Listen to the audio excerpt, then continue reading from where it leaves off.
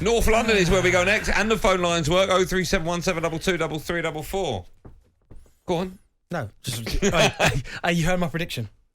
Yeah, well done, firstly. You did say... That's how you get... And I went, Benny, what are you talking about? Yeah. That's me doing an impression of me. Yeah. What are you talking about? You've done it, and it was 3-1, so well, I commend you on that. Thank you very much. But that was more you as an Arsenal fan going, we'll beat them. No, because remember...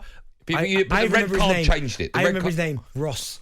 He called up on Friday. But the red card didn't change it. No, well, hold on. The last 15 minutes of the first half, it was Spurs. And we came out second half with a better side. I know. But they did have a man sent off, rightly so, in my opinion, right or wrong. Yeah, right. Okay. And 10 men against 11 does always change a football match. Always. I'm not saying Spurs would have won. Of course, because they weren't at the races. Yeah. Things weren't right for Spurs. Son's final ball was awful. Spurs were off the pace. You would have won it. But when you saw Antonio Conte make the change that he did, when he started taking off Son and Richarlison and all these, I thought he was going to park the bus here. He's got no intention of winning the game now. Just wants to park the bus. But no, fair play. Arsenal came out, played really well, got themselves in front. Then the penalty, which I thought was a penalty, a lot of people thought, did they? I thought it was a penalty. It's definitely a penalty, yeah. I thought Gabriel went to ground, but Arsenal reacted really well, got the result, and again, you could put that to bed because a lot of people are trying to say that whenever Arsenal come up against teams that are kind of in there, that top six, they don't win. Well, they beat, obviously, Tottenham, lost to United, but I thought they were well worthy of the victory. Yeah. With a better side, some really, really good performances. I thought Gabriel Jesus led the line again. What about his run? When he dribbled in between the defenders and hit the shot. You love a sound effect. He was brilliant. I thought Saliba at the minute, he is playing like his potential, I'm not quite sure where he could go. Well, you and I picked him out on game day one, didn't we? Yeah, he was brilliant. The fact Odegaard's back, Partey makes a big difference. When he's not there for Arsenal... Wow, what a strike that was. Do you know what, though? He's one of them, and I think the stat was normally, 64 times he shot, and that was the first time he scored. Every time he goes to shoot, I shout, "Don't shoot!" And that was another one. Can I ask, this is going to sound silly because it was an amazing shot. When you have that shot, when the ball's rolled across in front of you, and you hit it with the sort of instep of your... Is that not an easier shot to make? But is that a sort of natural thing to happen to the ball? Is that how difficult or easy? Well, it's always easy to hit a ball that's rolling towards you. Right. So then you pick and choose where you want to put it. And where he put it, obviously, was just open out his body, but put it back into that near corner. A lot of people, I mean, Bextor was one of the best at it. He'd reverse it, wouldn't he? Yeah. Reverse it into that far corner. But from Thomas Partey to produce that goal on that occasion, I thought his performance was brilliant.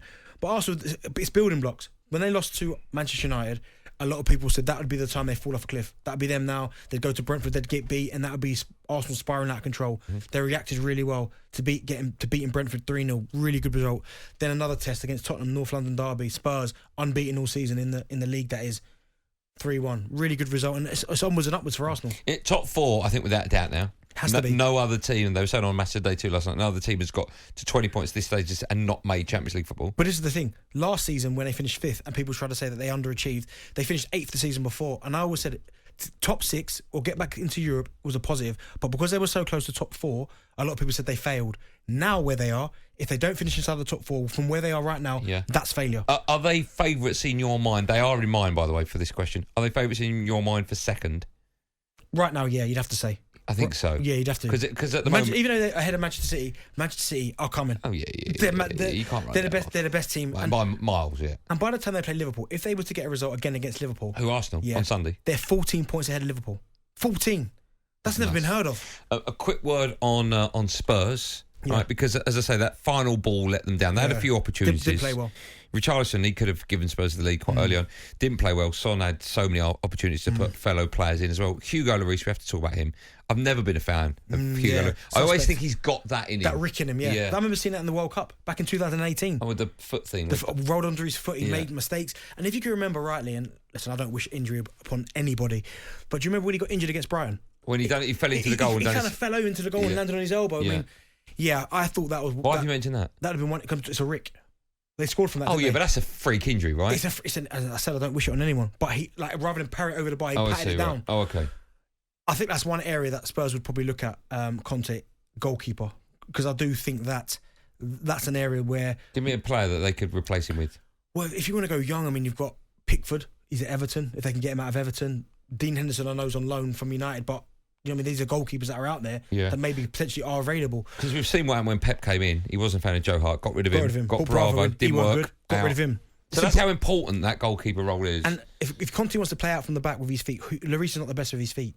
But listen, it's a blip in the road for Tottenham. I'm sure they'll bounce back. They've got games coming up, difficult games, but they've got players in their squad that can turn it on at any given moment. So, like, you don't need to hit the panic button. But for Arsenal, massive 3 points. The phone lines, they're working now, so we'll go to them in just a moment. 03717223344. Obviously, I want to hear from Arsenal fans about how far you can go this season. But Spurs fans, what do you think they make of the manager, Antonio Conte? Are they happy with him? Yeah, they still love him.